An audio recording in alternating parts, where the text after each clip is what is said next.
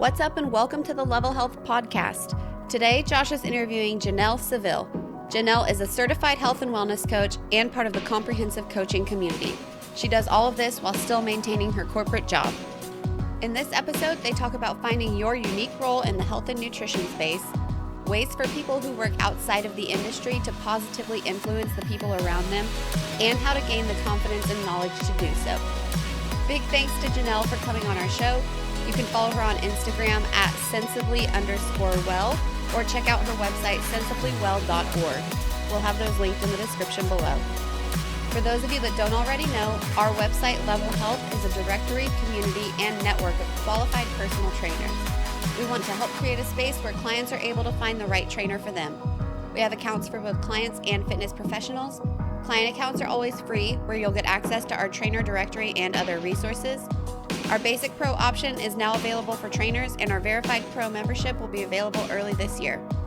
We also have our free membership option for personal trainers that want access to our growing list of discounts and resources. We have lots of new discounts and resources available, so definitely go check those out. If you haven't signed up already, head over to levelhealth.net and set up your membership. Thanks for listening, and if you have a second, we would love it if you gave us a rating and review so that our podcast and the professionals we interview can get more exposure. You can also subscribe so you don't miss any of our new content. Thanks, and we hope you enjoyed the episode.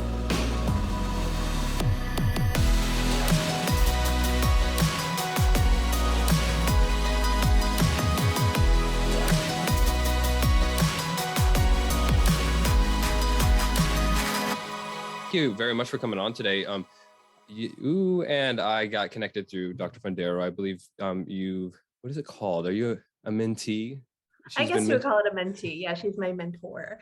Yes. Yeah, I don't think anybody uses that term colloquially. But anyway, so I mean, I'm going to say tutelage because that sounds smart and I don't get to use that very often. But under her and Shannon's tutelage, like there's been some obvious very, very powerful transformations. I mean, I've talked with Jessica, Claudia, I've talked to a lot of people in that community, and it seems like nothing but positive transformations are happening for fitness and health professionals in that group. So I wanted to talk to you today. Just if you wouldn't mind starting out, Janell, can you just give some background on who you are and why you do what you do?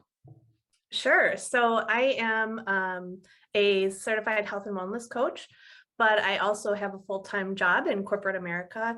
So I've been working really consistently, actually, over the past year on increasing my education and getting tutelaged by Gabby in order to become a coach for more people. So I've been in the corporate world for over 20 years. So that's my background, and that's what I know and do every day. So it's been an interesting journey this past year to learn some new things and get involved in and meet new people like yourself. So I've just been really encouraged by how welcoming and open I think everybody's been in this community, at least from my experience. And then as far as what I would love to do is eventually work with people in chronic pain. So that's more of a specialty, but I'm working right now and just getting the basics down and getting comfortable with that. Yeah.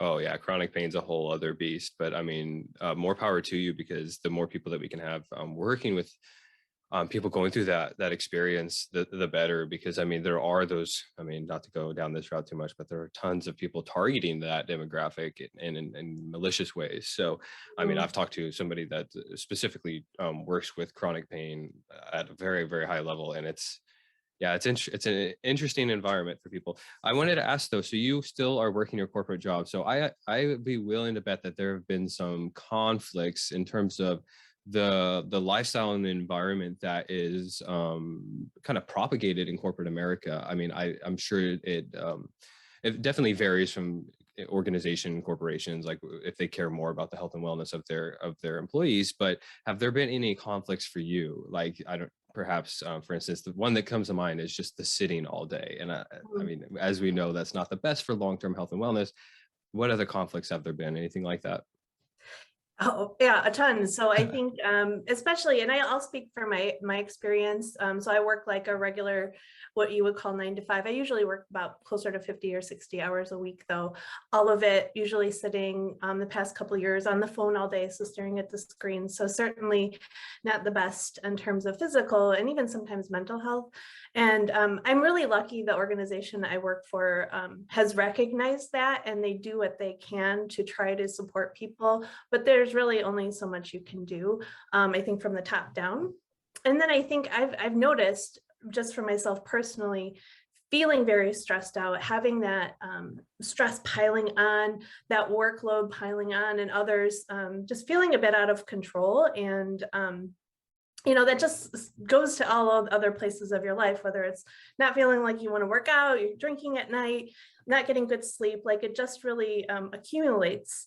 And it doesn't lead to a good place. So definitely seen a lot, especially these past 2 years, but even when things were pretty normal, the focus is definitely not on being active and just doing healthy activities in general.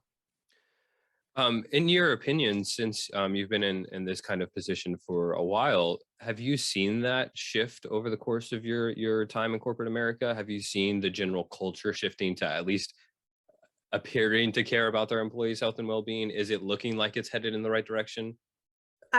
Without a doubt, yeah. So like when I started 20 years ago, which is like insane that I'm saying that, but yeah, you needed to be at work at exactly that time. You would get written up. Like there was no like talking about your personal life. Like that just shouldn't come into play. Whereas now I feel like there's a lot more emphasis on flexibility, as much as places can be in terms of your work life, the time that you're coming in, being flexible as much as you can, being empathetic towards people's situations, providing resources. We actually have, I would call it a club maybe, but it's for just mental health awareness, where we have people within the organization that have just volunteered themselves to be people to talk to in an unofficial way, and the company supports that. So for leaps and bounds, I think it's going in the right direction.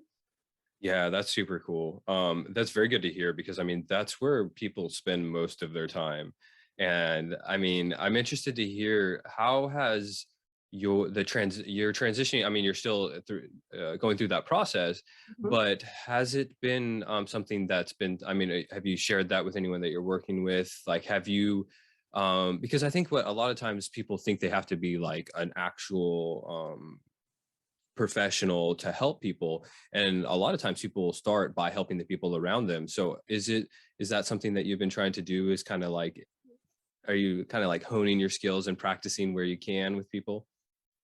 Yeah, I think so like I went through a bit of a journey where I was waking up every day and feeling a bit lost. Like, Mm. what am I doing?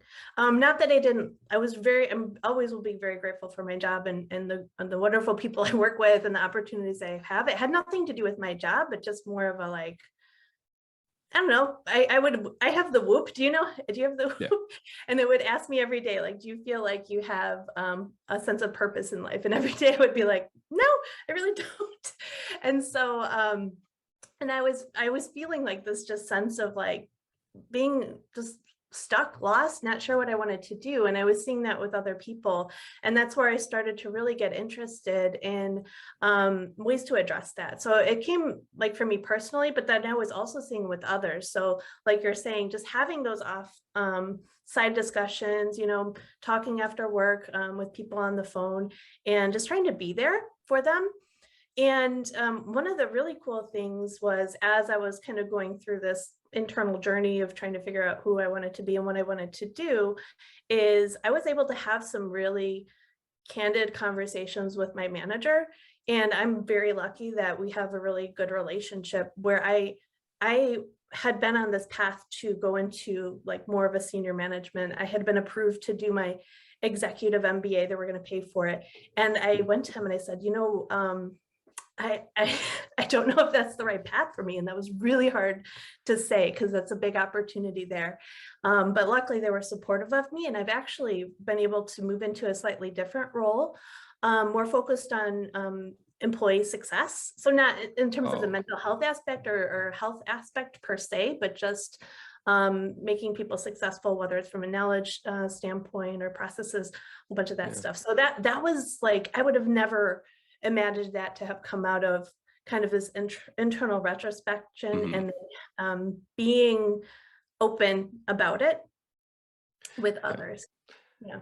Speaking as somebody who has made that, I mean, to me, it's always easy to look back and be like, oh yeah, I knew that was the right decision. But like speaking as somebody who has had many of those crossroads, where there has been like that inner turmoil for a while, but as soon as you make that decision, did you feel like immediately like you knew that you did the right thing?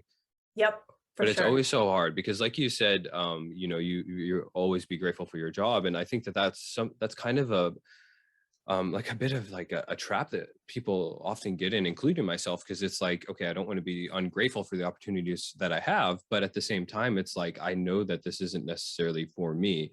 So it's one of those things. I think a lot of times people they don't want to, feel or seem like they're ungrateful, but at the end of the day, like, I mean, how long had you been thinking this before you started kind of putting the steps in motion? So I've always been interested in like the health and wellness field. That's always been interesting to me, intriguing to me. I love to work out and all that stuff. But seriously thinking about it, I think it was maybe March last year where I really started to take Yeah. action towards it. And I would just echo what you're saying is like, you can be grateful and you could have a wonderful job and everything checks the boxes. And then you see other people that are more unfortunate, and it can be very easy to think like, oh, well, I should just be grateful for what I have because others are worse off. And I just hope if anybody is going through that, it's not a matter of, well, you should just stay where you're at because others might not have that same thing. It's really what's that light inside of you that's gonna bring the best to the world, and still be grateful, but always chasing after that light. Yeah, I mean, at a certain point, it makes it like with reps of that, it definitely becomes easier. But like at the end of the day, walking away from a paycheck will that always definitely hurt. And I'm sure that post that MBA program, you would have it a little bit higher of a paycheck waiting for you. But like again, at the end of the day, it requires a little bit deeper. And I think that that's important to note because I mean, as we know how important it is to help clients and people we're working with identify their own inner values, that's exactly what you had to go through. Mhm. And I think, I mean, you said you had the military background and then a little bit more corporate America, a little in the kind of like the more orthodox way. Um, I think that having gone through that kind of experience yourself, I think it is makes it so much more valuable the way when you bring that to working with people because you can kind of theorize about these very big lifestyle changes yourself and like oh we're going to use this approach and this survey and these questions, but like everybody's going to be a little bit different and having to walk that path yourself I think is very important. Yeah, yeah, thank you. And I think if you're um the one thing that really helped me was I actually got a, career coach, which was the first time I kind of knew that there was other than like nutrition coaching out there. Yeah. I've been living in a bit of a bubble. So I'm like, oh, I worked with a career coach, and like that was just helpful to have them give me more of a purpose in terms of what I was searching for and give me some tools to work with, which was really helpful, where I could feel comfortable and I could practice those conversations with somebody that was neutral and help me work through that. So that was really helpful. Absolutely. At what point did you come across the comprehensive coaching crew? And I would say in July, I was listening to the Sigma podcast and Oh, Gabrielle. okay. Yeah. And I'm like, oh, this is cool. This is great. I immediately went home, signed up, and got to talking with Gabrielle. Yeah, absolutely. I mean, the every single episode of Sigma Nutrition is an absolute gem. It's one of my favorite podcasts. But is there anything that you wish you would have known when you started? I know that you're still in the process of this, and just based on what I know about you now, you're never going to like have regrets about things. But I think for the purpose of potentially facilitating other people's progress, what are some things that you may have wish you would have known before you started? Yeah, I think so I think there's a couple of things. There's one in terms of just as you're going through this, as a person, and maybe having some of that indecisiveness or not sure, because you don't know what the future holds. And it is always easy to look back and be like, oh, that was the right thing, but you don't know at the time. So yeah, reaching out for help or reaching out for somebody to help you work through that, I think is great. And also never think it's too late. So I'm 43, going to 44. And sometimes I'm like, what am I doing? Like, but I talk to people in their 50s and their 60s, and they're like, oh, you're still young. And so it's never too late. And just to start and try something, because you also might decide that actually I thought this was going to be the best thing ever, but I tried it and it might not be my cup of tea. So before you throw everything out the window, really know what you're getting into and make sure you actually enjoy it and it's what you want to do. Yeah, I think we tend to think there needs to be like this grandiose, like, flip your boss off, walk out, and figure it out from there. But in reality, like you're doing, you may be able to I mean, I don't know how far into it. You may find that you're able to carve out a niche where you're at now, and we could almost look at your situation almost like an avatar, somebody in corporate America that's interested in this, and they're seeing that not being fulfilled within the company. Who knows if you could, it obviously depends on the leadership, but if you could carve out a niche helping people where you're at now and kind of be in this halfway thing, there's a lot that goes into it for sure. But I think that just being willing to just don't like paint yourself into a corner, I guess. I mean, it's the same thing with kind of running any small business. It's just don't get yourself into a hole that you can't dig yourself out of. Yeah, I think like you asked me, I think earlier, if I've really socialized what I'm doing with my company, and I really haven't. There's a couple of people that know what I'm doing, but I'm working more just internally in terms of what I can do. I appreciate my job. I don't have any plans on leaving it because I am trying it out. I do want to make sure that this is the path I want to go in, and maybe it is one of those one day it's something I do full time. Maybe it's going to be something I do on the side. I just don't know, but I just leave things open. Like 3 years ago, if you told me I'd be living in Boston and talking to you on a podcast, I would just be like, that's just the craziest thing I've ever heard. So I just leave the door open for the future because you don't know what's out there. So as long as you know you're working authentically towards who you are and what you are meant to do, then you can be assured that things will line up. Yeah, exactly what you said right there about, you never know where things are going to go. I completely agree. I had no intentions of ever having a podcast or, running or building a trainer directory or anything like that. Like I was fine with being a personal trainer, just doing my thing. But it's like, man, the opportunity arose and I was like, if we're going to keep complaining about this stuff in the industry, you might as well try to do something to shift it in a better direction. So exactly. And you didn't wake up one day and like, oh, this is going to make me $1 bazillion. You said, this is important to me. And I feel this, whatever that where your heart's talking to you and says, I want to do this. And something that I think any, and this is speaking from my own personal experience, that any fitness professional, anybody in this space that's like, for some reason, it's kind of unique to the health and fitness space, but we tend to have imposter syndrome. And I wanted to ask, is that something that you've dealt with? Because, I mean, you said even just a few years ago, you never would have thought that you'd be on a podcast talking about this kind of stuff. But I think that that's incredibly indicative of you, like you said, really trying to find what's true to you and working towards living a little bit more aligned with your values. So is that something that you've had to work with or work against? Yeah, I think, well, I've even in my day job, I have imposter syndrome. So it's even worse when it's something I'm not doing 24 hours for all the time. But imposter syndrome, I think, hits everybody. But how I've been able to deal with that a little bit is making sure that I'm working with experts, working with people that know what they're doing, and I can kind of take their lead a little bit and get that guidance. And also, one of the things I realized is you do not need to be like a PhD to help somebody. You do not even need to know like what nutrients are in a food or even how many calories are in there. Like sometimes just being open to having a discussion with somebody and listening to them genuinely and letting them talk and kind of figure themselves out, because a lot of times people already kind of know the answer, they just need that space to realize it. Like that doesn't take really much specialized training. And it can do wonders. So I guess that would be another lesson that I learned, is that really the more of an expert I am, that makes me kind of more of a, what is that? The authority figure, which is not really what I want to be. I want to be a partner and help somebody move forward. Yeah, that's dangerous. And I think certainly there's absolutely a point in which your credentials may actually be somewhat of a hindrance for some people because it may be intimidating to them.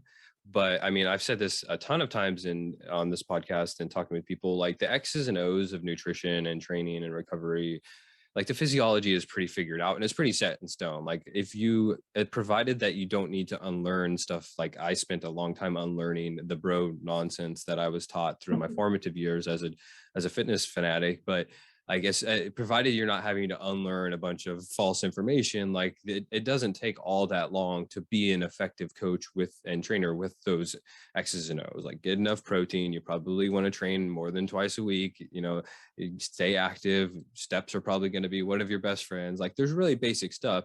But like you said, it's really about guiding somebody and how can we apply these tools, these very basic tools, because it's really, when it comes down to like fitness and nutrition, it's not all that exciting. And there's not very many secrets, unfortunately.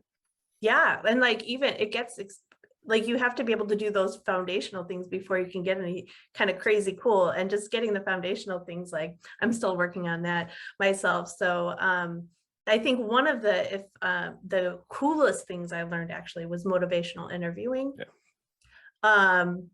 Which was the most uncomfortable thing for me to learn, in terms of just not talking, because I get uncomfortable in silence, and listening to people, but also just reflecting back what somebody just said to you. And it seems so weird, but it's like so effective, where people just kind of like think of things that you would never in a million years have even thought of for them, that are going to be so much more effective because they thought about it than if you had prescribed it to her or asked them to do it. Yeah, absolutely. I mean, so something that I've always tried to do is, if with any type of methodology, whether it's in training or a type of dieting approach, whatever it is I try to learn what I can from it and see what works best for me. And almost a lot of times that's not even like a conscious process. I just learn about something and then I forget the stuff that doesn't work or doesn't apply for me, and then I move on. But with motivational interviewing specifically, one of the biggest tools that I've gotten from that is just making sure that when someone else is talking, that you are not having other words besides theirs in your head. Just listening to what they're saying has been the biggest thing. I mean, even in school, having conversations with people on a day-to-day basis, like that has been one of the most valuable tools that I got from that, for sure. Yeah, that was a neat, in my old years, I had never heard of that before. I've been exposed to that concept before. That was actually kind of a paradigm shift for me that I hope that everybody at least looks into a little bit to learn more, because I think it's important. Yeah, it's permeating the fitness space for sure. And I hope, I'm going to say, I say I hope, but it's probably going to happen. I'm sure it's going to get stolen by, like, it's going to be misapplied, just like intuitive eating got misapplied. Like there's going to be iterations of it that are tweaked and twisted for the fitness industry's own use, but that's how things go. But again, like it's little bits and tools of every methodology that you can think of, and then applying it to people when appropriate. So. Yeah, exactly. And when appropriate, I think that the key is, because everybody is unique. And that's where I think coaching or personal training comes in, is like, you can know all the right answers or the right things to do. You should know what you should be doing. But we all struggle with actually being able to do that ourselves, and having somebody there to support you and help you. Like that, again, is one of the biggest lessons I've learned as well. Is like, I have a big, I wouldn't say ego, but I want to do things myself. Like I want to be maybe independent. Like I don't want to rely on other people.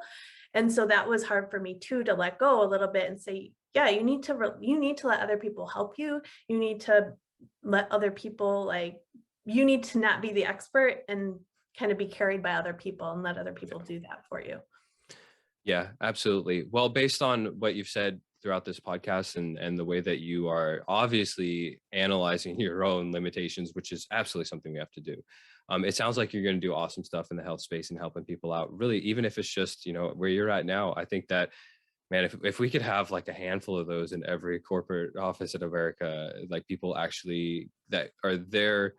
Because I mean, where does the information come from normally? Is it just whoever happens to be the most jacked, or whoever's this, the thinnest in the bill? Like, I don't know. Oh, Like, geez.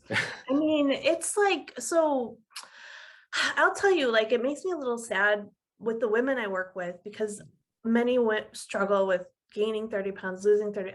I've known many people for 10, almost decades, and seen them go through, and the desperation that you have to lose weight and what you'll do and spend money on. And it's a little sad. It's like, really, who's doing what? Or every year there's like a new challenge everybody's going to join. And there really isn't at least in my experience, really much focus whatsoever on health or anything science-based. Is all kind of hearsay. yeah. I mean, if we focus on the health, the weight loss often comes as a result, as a side effect. But if you focus on the weight loss, like, it doesn't, man, that sucks. But you may not even get the weight loss, and definitely won't get the health. So it's like one of those things. Yeah, it's a catch-22. But just like, yeah, I think I will tell you, in my vast experience, people just want to lose weight because they're sitting all day, stressed out, not getting good sleep, drinking. It's a cycle. So if we can, yeah, I think we're going in a good direction, but definitely still more work. I agree.